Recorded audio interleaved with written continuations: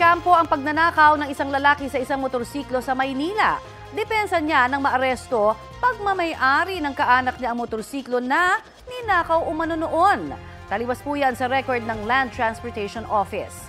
Balitang hatid ni Jomer Apresto.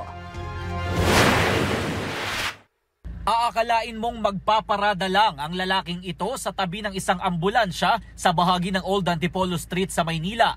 Pero nagnakaw pala ng motor ayon sa pulisya. Ilang minuto bago yan, makikita sa kuha ng CCTV ang sospek na nakatayo malapit sa truck ng bumbero sa bahagi ng Ipil Street. Agad siyang bumalik pagkalampas ng motorista at dali-daling itinulak ang motor.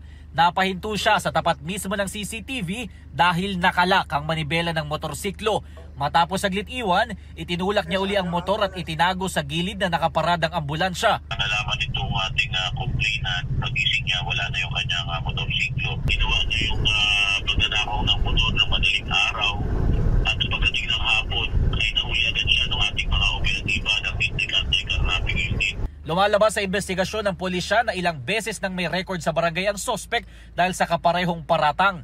Pero hindi raw natutuloy ang reklamo dahil madalas nababawi naman ang ninanakaw niya. Ang mga motorsiklo namang walang umaako, tuluyan niya na itong tatamayin at ibibenta yung mga piyesa. Pinipiyesa niya yung motor na ito.